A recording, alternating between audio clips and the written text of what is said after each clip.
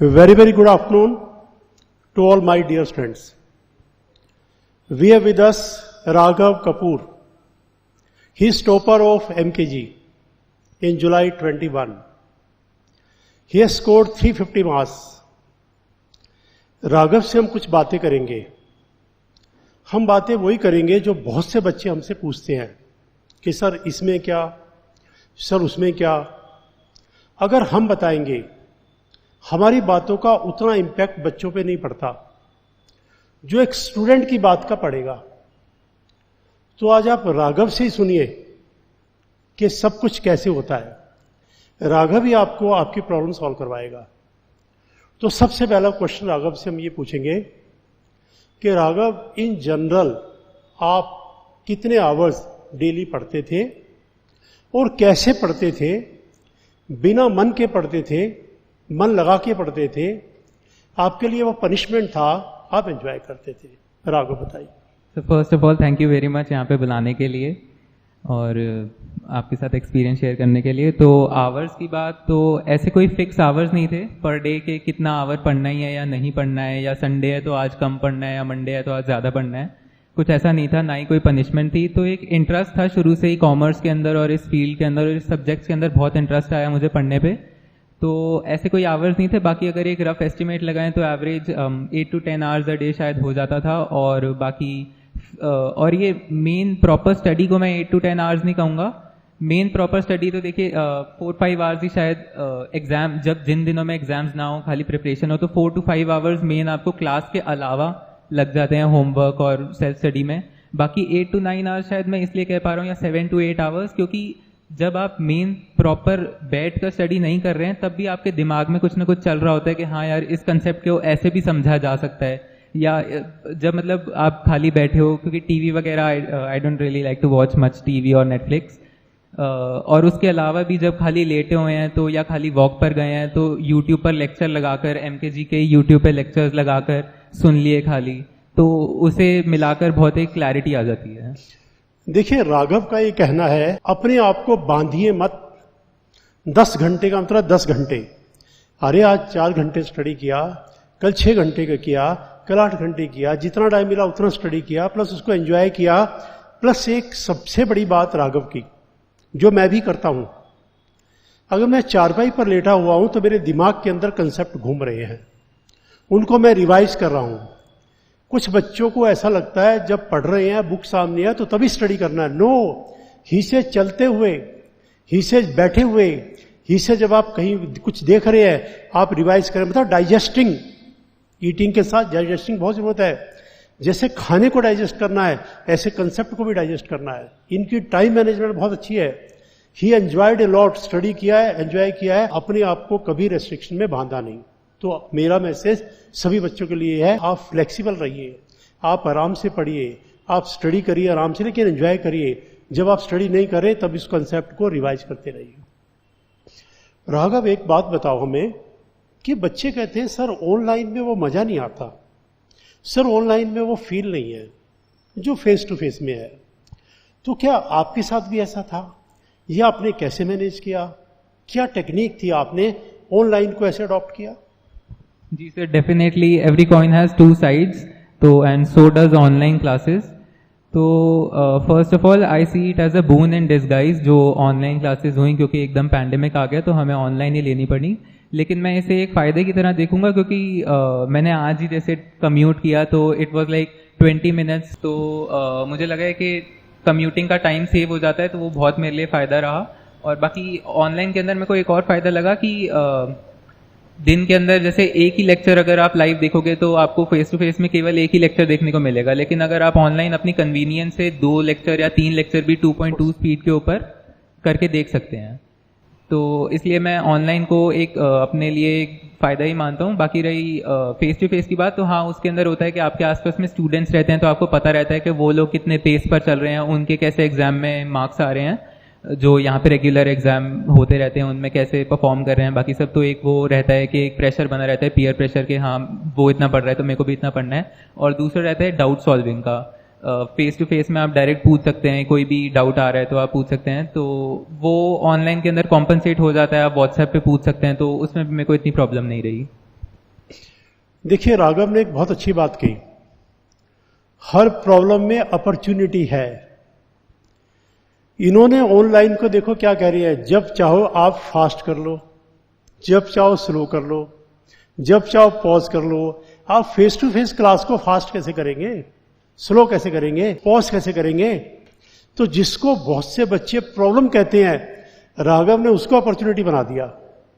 और जब दिल में आए तब उसको ऑन कर लो, जब दिल में आए बंद कर लो। तो यानी ऑनलाइन तो राघव मैं समझता हूं आपके लिए फेस टू फेस से भी बेटर रहा। और डाउट किए कह रहे कोई प्रॉब्लम ही नहीं है, फेस टू फेस में सामने सामने पूछते हैं, वहां पे व्हाट्सएप पे पूछ लो। तो मेरा मैसेज सभी बच्चों को, दिल में ये फीलिंग ना लाएं कि ऑनलाइन है फेस टू फेस नहीं है। ऑनलाइन फेस टू फेस से बढ़िया है, ये मैं नहीं कह रहा, राघव कह रहा है। जब चाहो स्पीड ज्यादा, जब चाहो स्पीड कम, जब चाहो बंद, टीचर आपकी मुट्ठी में है, इससे अच्छा और क्या हो सकता है? तो that is a very good way out Raghav, जो आपने सब बच्चों को बताया। और ये बहुत बच्चों की प्रॉब्लम थी जो शायद अब नहीं होगी। अच्छा राघव, ये बताओ, कुछ बच्चे कहते हैं सर ऑनलाइन में टेस्ट कैसे होगा? जो टेस्ट कंडक्ट करेंगे टीचर हमारे सर पे तो है ही नहीं, हम तो चीटिंग कर लेंगे, उस टेस्ट का क्या फायदा? और हमने सुना है इंस्टीट्यूट वाले टेस्ट लेते हैं, मार्किंग नहीं करते हैं। तो क्या एमकेजी ने आपका पूरे टेस्ट कंडक्ट किए? क्या मार्किंग की? क्या मार्किंग करके आपको बताया? क्या टेस्ट ने आपका बेनिफिट किया? तो इसके अंदर दो बातें हैं कि एक तो टेस्ट कैसे दिया और दूसरा टेस्ट के बाद रिजल्ट कैसा रहा। तो पहले टेस्ट के बाद रिजल्ट तो विद इन 10 डेज चेक होके सब्जेक्टिव भी ऑब्जेक्टिव भी मिल जाता था। तो बहुत ही अच्छा एक्सपीरियंस था टेस्ट चेकिंग का। उसके अंदर प्रॉपर आपको रिव्यू भी मिल जाएगा यहाँ पे मार्क करके कि इसके अंदर आपको ये वर्ड की जगह या ये लिखना चाहिए था या ऐसे लिखते तो बेटर रहता, ज़्यादा मार्क्स मिलते। तो वो तो बहुत ही अच्छा एक्सपीरियंस था चेकिंग का। तो और रेगुलर टेस्ट हुए with in between the lectures, 4 test थे ऑफ टॉपिक वाइज। और बाकी after that I gave around 5 to 6 mocks of each subject, more than that in maths and economics. और बाकी रही बात घर पे टेस्ट देने की, तो वो तो हर स्टूडेंट के ऊपर अपना ही है। सेंटर पे आके भी लोग चीटिंग कर लेते हैं और घर पे बैठ के भी लोग प्रॉपर डेडिकेशन से 3 आवर टाइम लगा के दे देते हैं। तो एक चीज़ होती है जनरल ही कि आपको अपने ऊपर एक टीचर अपना खुद बनाना होता है, अपने अंदर ही अपने ऊपर खुद बनाना होता है, जो आपको गाइड करता रहे या जो आपको एक कंट्रोल में रखे। तो वो बहुत ज़रूरी होता है। और आपके जब सर पे रहेगा कि नहीं मेरे को 3 आवर्स ही देना है और आप खुद के ऊपर एक चेक लगा के रखोगे तो वो इजीली मैनेज हो जाता है। राघव, आपने हमारी बहुत बड़ी प्रॉब्लम सॉल्व कर दी। हम हमेशा बच्चों को कहते हैं कि आप अपने आप को धोखा दोगे तो दुनिया आपको कैसे रोक लेगी। चीटिंग का मतलब है you are deceiving yourself. Teacher क्या करेगा, पेरेंट्स क्या करेंगे, जब आपने फैसला कर लिया आप अपने आप को धोखा देंगे। तो राघव कह रहा है you should have a self imposed discipline. आपको टीचर की जरूरत नहीं है, आपको पेरेंट्स की निगरानी की जरूरत नहीं है। निगरानी की जरूरत किसको पड़ती है? उनको पड़ती है जो लोग गलत काम करते हैं, उनको निगरानी की जरूरत पड़ती है। जब आप ईमानदार हो, आप ऑनेस्ट हो, आपको किसी जरूरत नहीं है।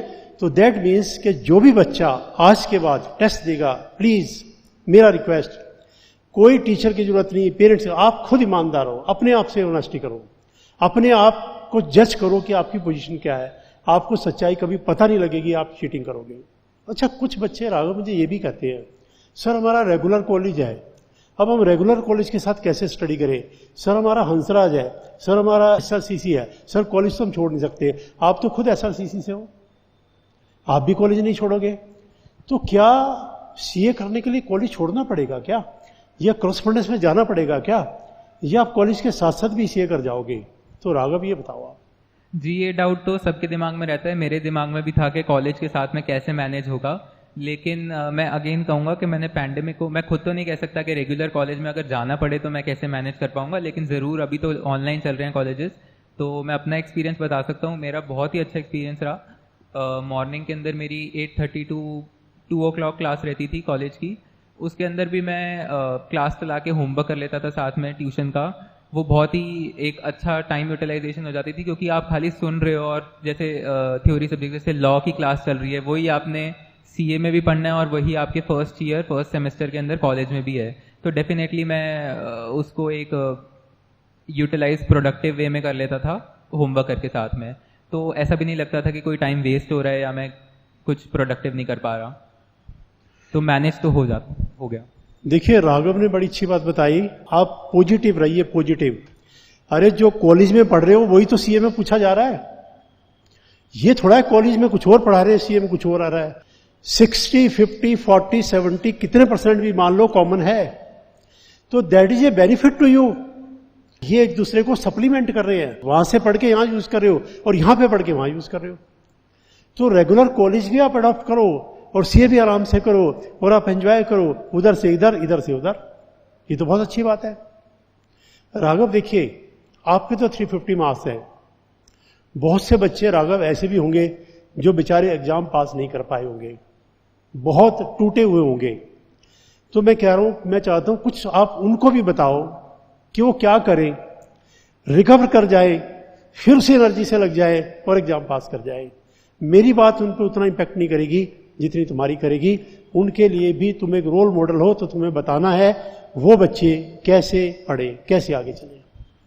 जी, कुछ भी अपने बारे में, अपने एक्सपीरियंस या उनको गाइड करने के बारे में बोलने से पहले मैं सबसे पहले उनसे ये रिक्वेस्ट करूंगा कि वो खुद से एक बार पूछें और खुद से एनालाइज करें कि क्या उनका इंटरेस्ट भी है कोर्स में और सब्जेक्ट में या नहीं, क्योंकि फाउंडेशन एक बहुत ही अच्छी स्टेज है ये डिसाइड करने के लिए कि आगे फर्दर आपको इसी स्ट्रीम में जाना है या नहीं। क्योंकि फाउंडेशन के अंदर कुछ कुछ करके पास हो गए लेकिन आगे जाके फिर प्रॉब्लम आ जाती है, जैसा मैंने भी देखा है। तो सबसे पहले तो मैं रिक्वेस्ट करूंगा कि आप खुद से एनालाइज करें कि क्या आपको इस सब्जेक्ट में इंटरेस्ट भी आ रहा है या नहीं, और अगर आ रहा है तो आपको एक डेस्टिनेशन सामने दिखनी चाहिए कि हाँ मुझे एग्जाम क्लियर करना है या मुझे इतने मार्क्स लाने हैं या मेरे को ये मार्क्स या रैंक लानी है। तो आप जहाँ हैं और आप जहाँ पर जाना चाहते हैं वो एक स्ट्रेट रोड है बीच में, मैं ऐसे देखता हूँ इसे, और उसके बीच में रोड ब्लॉक्स हम खुद खड़े करते हैं। और वो रोड ब्लॉक्स क्या है? सोशल मीडिया, इंस्टाग्राम, यूट्यूब, उस पर टाइम वेस्ट करना, नेटफ्लिक्स, ये रोड ब्लॉक्स हम खुद खड़े करते हैं अपने वे में और अपनी डेस्टिनेशन तक जाने के लिए। तो मैं बस यही कह सकता हूँ कि मैं 4-5 मंथ्स के लिए इंस्टाग्राम, फेसबुक, इस सब पे कुछ नहीं था मेरे पास, खाली यूट्यूब था, क्योंकि वो भी मैं उस पर कभी कभार लेक्चर्स देख लेता था। और मैं आपको भी यही रिक्वेस्ट करूंगा, एडवाइस करूंगा, अर्ज करूंगा अपने सब पेरेंट्स को भी और स्टूडेंट्स को भी कि थोड़ा आप अपना वो टाइम कर्टेल करें जो आप अनप्रोडक्टिव हैं, जिसमें आप इंस्टाग्राम यूज़ कर रहे हैं, उस टाइम को बहुत आप यूटिलाइज कर सकते हैं और वो टाइम में बहुत एफिशिएंटली आप स्टडी कर सकते हैं। देखिए राघव ने बहुत अच्छी बात कही है, set your target, set your target, check you are interested और not. If you are not interested, it is not your choice, leave it. If you are interested, it is your choice, then pursue it. Don't bother about the blocks in between, don't bother about the hurdles in between, आप सबको cover कर जाएंगे। आपका interest, आपका target होना चाहिए। मैं बीच में थोड़ी सी अपनी बात भी ऐड कर देता हूं। At the age of 24 I was selected direct as manager in a bank. 24 साल की एज में डायरेक्ट मैं सेलेक्ट हुआ मैनेजर, डायरेक्ट मुझे मैनेजर की पोस्ट मिली। I was so happy, I am a manager. लेकिन मैंने बाद में नोटिस किया कि मेरा मन उसमें नहीं है, फाइलों के अंदर लोगों से डील करने में। मैंने वहां से रिजाइन कर दिया। रिजाइन करके मैं टीचिंग के अंदर आ गया। मेरे फ्रेंड्स ने, कुलीग ने कहा कि तुम 24 साल की एज में मैनेजर हो, तुम तो चेयरमैन बन जाओगे एक दिन बैंक के, इतनी जल्दी एज के अंदर हो, तो तुम कहां जा रहे हो? मैंने कहा मेरा इंटरेस्ट नहीं है। उन्होंने कहा क्या करोगे? मैंने कहा टीचिंग। उन्होंने कहा बच्चों को पढ़ाना भी कोई काम होता है? Everybody will laugh at you, ये कोई प्रोफेशन है? बच्चों को पढ़ाते हो? नहीं, मेरा इंटरेस्ट था। और आज देखिए मैंने जो मेरा टारगेट था मैंने अचीव कर लिया। जिस लाइन के अंदर आया उस लाइन का मैंने टॉप पोजीशन मैंने अचीव कर लिया। तो राघव सेज इंटरेस्ट चेक कर लो, इंटरेस्ट नहीं है तो छोड़ दो। मैंने बॉदर नहीं किया। जब मैंने रिजाइन किया, मेरे बहुत सीनियर ऑफिसर ने मेरा रेजिग्नेशन नहीं लिया, क्या तुम बहुत बड़ी गलती कर रहे हो, तो मैं बचा रहा हूं, तुम्हारा रेजिग्नेशन मैंने ड्रॉर में डाला है, एक्सेप्ट नहीं किया, सोच लो 4 दिन। मैंने सर मैंने सोच लिया, मैं बच्चों को ही पढ़ाऊंगा, और मैं उस लाइन में कामयाब रहा। तो राघव ने बहुत वैल्यूएबल बातें में बताई है। चलिए अब राघव को एक ट्रॉफी देते हैं, राघव को भी थोड़ा मोटिवेट करते हैं। और मुझे उम्मीद है राघव तुम सीए इंटर में भी पूरा इंडिया टॉप करोगे, और हम आपका सीए इंटर में भी इंटरव्यू करेंगे। बिल्कुल सीए इंटर के बाद भी ऐसे बुलाएंगे, और सीए फाइनल में भी आपको ऐसे बुलाएंगे, और जिस लाइन में आप लाइफ में जाओगे, मैं गारंटी से कह सकता हूं you will be a very successful person, क्योंकि तुम्हें सब कुछ क्लियर है, everybody everything is clear to you. लेकिन राघव, मैं एक बात कहना चाहूंगा यार, क्या पेरेंट्स की सपोर्ट के बिना भी ये सब हो जाता है? मान लो पेरेंट्स सपोर्ट ना करें तो बेटा क्या तू पढ़ता रहता है, बेटा तू क्या कर रहा है? पेरेंट्स जो बार बार ये कहे सारा दिन पढ़ता रहता है, क्या कर रहा है तो? क्या पेरेंट्स की सपोर्ट के बिना पॉसिबल है? क्या आपको पेरेंट्स ने सपोर्ट किया? क्या पेरेंट्स को बच्चों को सपोर्ट करना चाहिए? कुछ बताओ। That's precisely the point I would like to bring upon. तो मेरे साथ थोड़ा ऐसा था कि बिल्कुल मेरे पेरेंट्स ने हर मोमेंट पे, हर टाइम पर, हर स्टेज पर बिल्कुल सपोर्ट किया और बिल्कुल भी ना डांटा, ना कुछ पूछा कि क्या कर रहा है या क्या नहीं कर रहा है। तो एक स्टेज तो ऐसी हो गई थी, जैसे 12th के टाइम पे मैं, या फाउंडेशन के टाइम पे, तो मैं यूट्यूब पे लेक्चर्स देखा करता था, तो या कुछ पढ़ रहा होता था पीडीएफ वगैरह। तो एक बार मैं ऐसे ही कुछ मूवी देख रहा था, या मूवी नहीं, कुछ ऐसे ही था, तो मेरी मम्मा साइड से आई और वो कहती क्या कर रहा है बेटा, पढ़ रहा है? तो इसमें एक चीज़ होती है कि आपको खुद को एक ट्रस्ट बनवाना होता है पेरेंट्स के ऊपर, कि आपको आप कहते हैं कि पेरेंट्स को आप पर ट्रस्ट करना चाहिए, लेकिन उससे पहले आपको खुद ट्रस्ट वर्दी बनना पड़ता है। तो आप अपने पेरेंट्स को दिखाएं, या दिखाने के लिए नहीं, खुद को अपने अंदर रखें। एक सेल्फ चेक जब होता है तो बाहर से चेक की जरूरत नहीं पड़ती, और पेरेंट्स भी ये बात को रिकग्नाइज करते हैं कि जब बच्चा खुद अपने कंट्रोल में है और खुद के ऊपर चेक बना के रखा है, तो उनको बिल्कुल भी स्ट्रिक्ट रहने की जरूरत नहीं पड़ती। तो पहले पेरेंट्स का ट्रस्ट अर्न करें और फिर वो आपको बिल्कुल ट्रस्ट भी करेंगे, सपोर्ट भी करेंगे। देखिए, राघव ने बहुत अच्छी बात की है। सारे पेरेंट्स से मेरा रिक्वेस्ट है, प्लीज बच्चों को एनकरेज करो। उनको ये मत कहो तू सीए कर लेगा, तू पास हो जाएगा, हमें तो लगता नहीं। इस तरह से बच्चों से बिहेव ना करो। बच्चों को मोटिवेट करो, एनकरेज करो, उनको हौसला दो। अभी सीए फाइनल के एक स्टूडेंट ने फेसबुक पे लिखा था, पापा I have become a chartered accountant, I am very much thankful to you. आपका मुझे सेंटेंस याद आता है कि जब ओखली में सर दे दिया तो मुझसे से क्या डरना। कितना आपने मुझे सपोर्ट किया। राघव को भी पेरेंट्स ने बहुत सपोर्ट किया। एक राघव ने बड़ी अच्छी बात की कि आप जो है कॉन्फिडेंस पेरेंट्स का अर्न करो। आप पढ़ रहे हैं, पेरेंट्स को आप पे भरोसा ही नहीं है, और पेरेंट्स आपको कहेंगे बेटा तू मूवी देख रहा है। लेकिन राघव कह रहा है मेरे साथ उल्टा हुआ। मैं उस दिन बाई चांस नहीं पढ़ रहा था, फिर भी मदर ने ये कहा बेटा तू पढ़ रहा है। जस्ट सी आप कितना कॉन्फिडेंस पेरेंट्स का गेन कर सकते हैं। एक पेरेंट्स वो है पढ़ते हुए बच्चों को कहते हैं तू मूवी देख रहा है, एक पेरेंट्स वो है मूवी देखते हुए बच्चों कहते हैं तू पढ़ रहा है। देखो कितना गैप है, बहुत बड़ी बात है ये। तो आप पेरेंट्स का कॉन्फिडेंस अर्न करो, उनकी बात को फॉलो करो। पेरेंट्स से मेरा रिक्वेस्ट, प्लीज बच्चों को मोटिवेट करो, एनकरेज करो, उनको उनकी चॉइस लेने दो, जो चाहते हैं जिंदगी में लेने दो, उनको आगे बढ़ने दो। चलिए अब हम राघव को एक ट्रॉफी देते हैं। चलिए ठीक, thank you very much sir.